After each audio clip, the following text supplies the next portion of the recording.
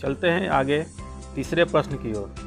तीसरा प्रश्न क्या कहता है, उचित गुणधर्मों के उपयोग से निम्नलिखित का मान ज्ञात करें। कहने का मतलब है कि संख्याओं के गुणधर्मों के उपयोग से ये दोनों प्रश्नों का हम लोगों को मान ज्ञात करना है। तो पहला प्रश्न दिया हुआ है 4/3 जोड़ 3/5 जोड़ -2/3 जोड़ -11/5। दूसरा प्रश्न दिया हुआ है 2/5 गुने -3/7 -1/6 गुने 3/2 प्लस 1/14 गुने 2/5। तो इन दोनों प्रश्नों का संख्याओं के गुणों के आधार पे यानी कि नियमों के आधार पे इन दोनों का मान ज्ञात करना है। तो सबसे पहले हम जानते हैं कि संख्याओं के गुणधर्म, संख्याओं के गुणधर्म या नियम, गुणधर्म या नियम, इसके बारे में हम लोग चर्चा करते हैं। तो हम लोगों को संख्याओं का जो नियम है, 4 प्रकार का नियम 8वीं क्लास में बताया गया है। यह जो नियम है, पहला नियम कहता है सम्मिलित होना। सम्मिलित होना कहने का मतलब कि अगर कोई संख्या, अगर 2 संख्या दिया हुआ है 4 जोड़ 7, तो अगर यह संक्रिया करते हैं, संक्रिया का मतलब हुआ जोड़, घटाव, गुणा और भाग, ये 4 प्रकार के संक्रिया। अगर 2 संख्याओं के बीच इन चारों में से कोई करते हैं तो अगर वही उसी प्रकार की संख्या प्राप्त होती है। जैसे यह देखिए 4 जो है पूर्णांक संख्या है, 7 भी है, एक पूर्णांक है। अगर ये दोनों को हम जोड़ते हैं तो कितना आएगा, 7 जोड़ 4 11 आया, जो कि यह भी क्या है, एक पूर्णांक संख्या है। तो हम कह सकते हैं कि कोई भी पूर्णांक संख्या होगी यो जोड़ के अंतर्गत सम्मिलित होगी। इसी प्रकार से हम सम्मिलित को सभी संक्रियाओं के देख सकते हैं, सभी संक्रियाओं को देख सकते हैं। जैसे मान लिया है कि हम 4, अब प्लस देख लिए, यहाँ पे हम माइनस देखते हैं, 4 घटाव 7। तो यहाँ हम देखते हैं कि 4 भी पूर्ण संख्या है, 7 भी पूर्ण संख्या है, लेकिन जब हम 4 में से 7 को घटाते हैं तो इसका जवाब क्या आएगा, -3 आएगा, क्योंकि एक पूर्ण संख्या नहीं है। पूर्ण संख्या नहीं है तो जो पूर्ण संख्या जो है, पूर्ण संख्या घटाव के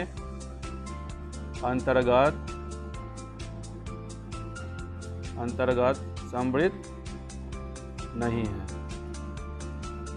तो इस प्रकार से यह एक नियम है सम्मिलित का नियम। अब दूसरे नियम की हम बात करते हैं, क्रम विनिमय।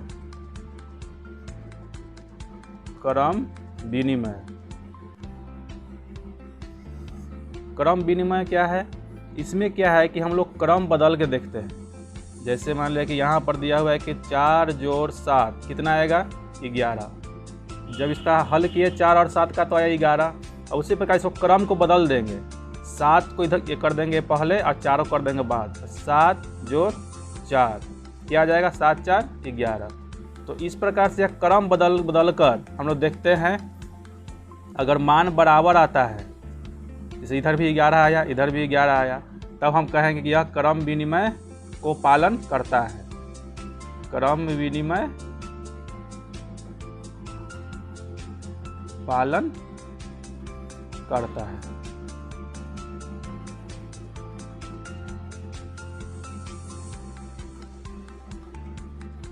अब तीसरा नियम कहता है, यह है साहचर्य नियम। साहचर्य नियम, तो साहचर्य नियम क्या कहता है, इसको हम देखते हैं।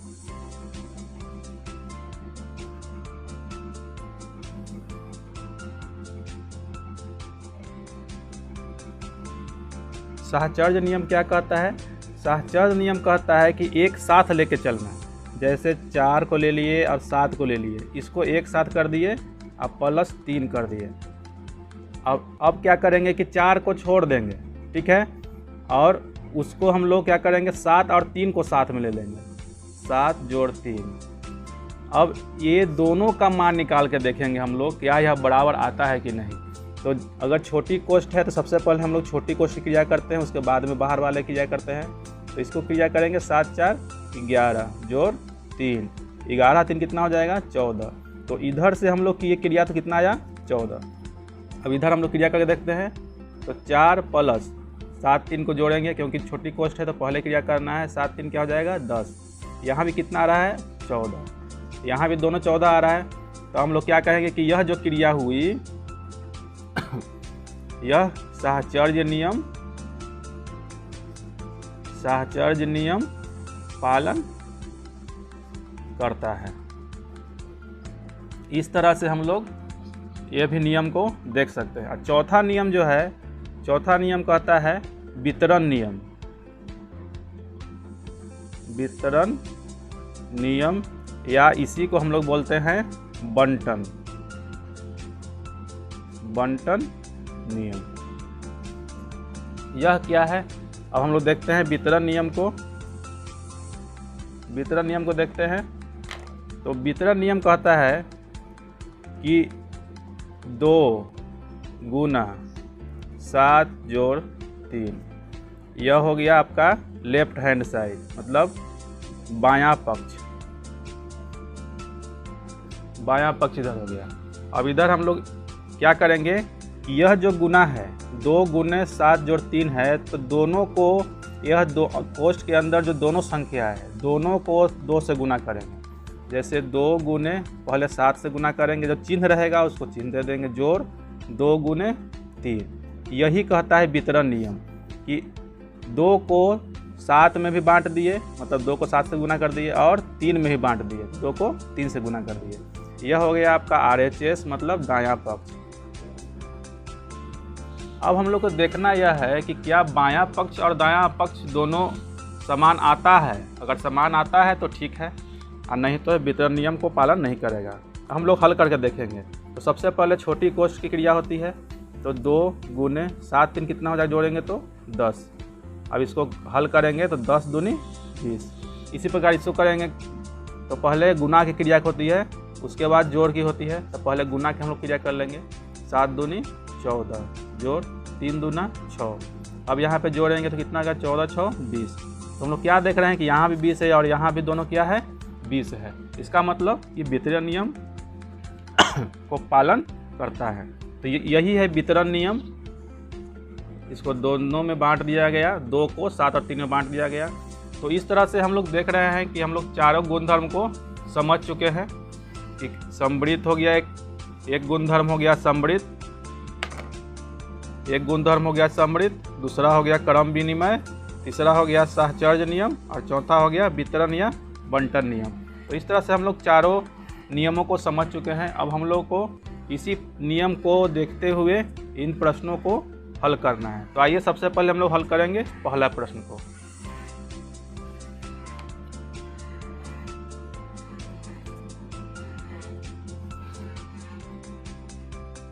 पहला प्रश्न दिया गया है 4/3 जोड़ 3/5 जोड़ -2/3 प्लस 11/5। इसको हम लोग हल करेंगे। तो हम लोग क्या करते हैं कि जिनका हर नीचे वाले को हर कहते हैं, ऊपर वाले को यह हो जाएगा अंश, और नीचे वाला क्या हो जाएगा हर। इसी प्रकार से ये हो जाएगा अंश, ये हो जाएगा अंश, और ये हो जाएगा अंश, और इधर वाला नीचे वाला क्या हो जाएगा हर। तो क्या करते हैं कि सबसे पहले समान हर को समान वाले को एक साथ कर लेते हैं। तो यहाँ पर 3 है, यहाँ पे 5 है, यहाँ पर 3 है और यहाँ पे 5 है। तो 3 वाले हर को एक साथ करते हैं। तो 4/3 प्लस ये कितना है -2/3। इसको हम लोग क्या करते हैं छोटी कोष्ठ में रख लेते हैं, और 5 वाले हर को एक साथ करते हैं। तो बच गया प्लस 3/5 प्लस -11/5। तो यह किस नियम के आधार पर हम लोग किए, इसको यह तीसरे स्थान पर था, इसको दूसरे स्थान पर कर दिए, यह दूसरे स्थान पर था, इसको तीसरे स्थान पर। किस नियम के अनुसार किए हम लोग, तो यह नियम कहलाता है क्रम विनिमय, क्योंकि क्रम बदल दिए हैं। क्रम विनिमय नियम से जो कोई नियम लगेगा उस नियम को हम लोग लिख देंगे। अब इसको हम लोग हल करेंगे। छोटी कोष्ठ इसे हल करने के लिए क्या करते हैं, सबसे पहले हरों का लसा लेते हैं। तो 3 और 3 का लसा कितना हो जाएगा, 3। अब हर से इस लसा में भाग देते हैं, तो 3 से भाग देंगे तो 1, उसके बाद अंश में गुना करते हैं। तो 1 को 4 से गुना करेंगे तो 4, यहाँ पर प्लस, यहाँ पर भी 3 में 3 से भाग देंगे 1 आएगा, और इसको गुना करेंगे -2 से तो -2, कोष्ठ बंद कर देंगे। ठीक उसी प्रकार यहाँ पर भी 5 का लसा लेंगे, उसके बाद 5 से 5 में भाग देंगे 1 होगा, 3 में 1 से गुना करेंगे 3 हो जाएगा, यहाँ भी हो जाएगा, 5 में 5 से भाग देंगे तो 1 आएगा, और यहाँ पर -11 से गुना करेंगे 1 में तो -11। अब हम लोग आगे चलते हैं। अब क्या है, यहाँ पर है जोड़ का चिन्ह, यहाँ पर है घटाव का चिन्ह। तो जब भी जोड़ और घटाव के बीच में हम लोग संक्रिया करते हैं तो क्या हो जाएगा, प्लस गुना माइनस, यहाँ छोटी कोष्ठ दिया हुआ है, यहाँ पर गुना का चिन्ह समझिए। तो प्लस गुना माइनस हमेशा क्या होता है, माइनस, तो -2/3। यहाँ भी सेम कंडीशन हो जाएगा, तो 3 -11/5। हम लोग आगे करेंगे, 4 में से 2 गया, 2/3, यहाँ हो जाएगा कितना, -3 में से 11 जाएगा तो क्या हो जाएगा, -8/5। यह हो गया। अब हम लोग क्या करते हैं, 5 और 3 का क्या करते हैं, लसा निकालते हैं। तो 5 3 का लसा कितना हो जाएगा, 15। अब 3 से 5 में भाग देंगे, 15 में भाग देंगे, 3 से 15 में भाग देंगे तो 5 आएगा, 5 को 2 से गुना करेंगे, 5 दूना 10। जो यहाँ पर घटाव का चिन्ह है तो घटाव रहेगा, 5 में 15 से भाग देंगे, नहीं 15 में 5 से भाग देंगे तो आएगा 3, अब -8 से गुना करेंगे तो कितना आ जाएगा, 8 × 24, -24। अब हम लोग को यहाँ प्लस माइनस की संक्रिया करना है तो क्या हो जाएगा, -24/15, तो घटाएंगे कितना हो जाएगा, -14/15। यह हमारा क्या आ गया, यही में हमारा आंसर आ जाएगा। तो इस तरह से हम लोग उचित गुणधर्म के अनुसार, मतलब यह किस नियम से बना, क्रम विनिमय नियम से बनाते हुए हम लोगों को यह उत्तर आ गया है, -14/15। अब हम लोग देखेंगे दूसरे सवाल की ओर। दूसरा सवाल क्या कहता है, दूसरा सवाल कह रहा है 2/5 गुने -3/7 -1/6 गुने 3/2 प्लस 1/14 गुने 2/5। तो यहाँ पर कॉमन देखेंगे, गुना में कौन कौन सी संख्या कॉमन है। तो देखिए यहाँ पर जो गुना है 2/5 गुने -3/7, इसमें तो कॉमन नहीं है, लेकिन यहाँ पर देखते हैं गुना में कि 2/5 जो है, यह 2/5, यहाँ भी 2/5, दोनों क्या है, कॉमन है। तो सबसे पहले हम लोग क्या करेंगे, ये वाले गुना को आगे लेकर आएंगे क्रम विनिमय विधि से, क्रम विनिमय नियम से इसको आगे लेकर आएंगे। तो 2/5 गुना -3/7, इसको आगे लेके आएंगे, प्लस 1/14 गुने 2/5, ये चल जाएगा पीछे, -1/6 गुने 3/2। अब क्या करेंगे कि यहाँ भी 2/5 है, यहाँ 2/5 है, तो वितरण नियम से, वितरण नियम से क्या करेंगे, 2/5 को कॉमन ले लेंगे, 2/5 को, यहाँ कितना बच जाएगा, -3/7, यहाँ बच जाएगा जोड़ 1/14, ये हो जाएगा -1/6 गुने 3/2। इसको हल करेंगे, 2/5 हो जाएगा, यहाँ 7/14 का लसा लेंगे, लसा हो जाएगा 14, 14 में 7 से भाग देंगे तो 2 मरतबे में कट जाएगा, 7 दूना 14, यहाँ पर -3 से गुना करेंगे तो -3 दूना 6, 14, एक मरतबे कटेगा, 1 से 1 गुना करेंगे तो 1, -1/6 गुने 3/2। अब इसको क्या करेंगे, -6 में से 1 गया तो -5, तो 2/5 गुने यहाँ हो जाएगा -5, यहाँ बटा 14, -1/6 गुने 3/2। अब यहाँ पर गुना के संक्रिया कर देंगे तो 5 से 5 कट जाएगा 1 मरतबे, और 2 7 14, यहाँ भी कर देंगे, 3 दूना 6, तो कितना आ गया, यहाँ आ जाएगा -1/7, यहाँ आ जाएगा -1/, दोनों 2 गुना करेंगे तो हो जाएगा 4। अब इसको हम लोग संक्रिया करेंगे तो 7 4 का लसा लेंगे, 7 चौक 28 हो जाएगा, 7 से 28 से में भाग देंगे तो 4 आएगा, तो -1 से गुना कर देंगे, -4, -4 7 28 -7, अब ये दोनों माइनस है, दोनों आपस में क्या होगा, जुट जाएगा, लेकिन चिन्ह माइनस का रहेगा, दोनों जुटेगा, 7 4 11/28। यह आ गया आपका आंसर। तो इस तरह से हम लोग दूसरे सवाल का भी जवाब बना सकते हैं। यहाँ पे 2 नियम लगा, इसमें क्रम विनिमय नियम से हल किए। इस तरह से क्रम को बदलेंगे और कोई भी चेंजिंग नहीं आएगा तो वह क्रम विनिमय नियम का पालन करता है। और ये वितरण नियम है कि जब या तो इसको 2 भागों में बांट देंगे या दोनों को फिर से कॉमन लेंगे। यहाँ पर क्या किया हम लोग, 2/5 को कॉमन ले लिए, एक जगह कर दिए, और ये दोनों संख्या को एक जगह कर दिए छोटी कोष्ठ में। इसको हम उल्टा भी कर सकते हैं, अगर ऊपर दिया रहेगा इस तरह से तो इसको हम लोग 2 को इसमें गुना करके अलग कर लेंगे, प्लस का चिन्ह रहेगा, इसको भी 1/14 से गुना करके अलग कर लेंगे। तो यह वितरण नियम काम करता है। तो इस तरह से हम लोग गुणधर्म के अनुसार हम लोग दोनों प्रश्नों का हल कर चुके हैं। अब चलते हैं आज अगले प्रश्न की ओर।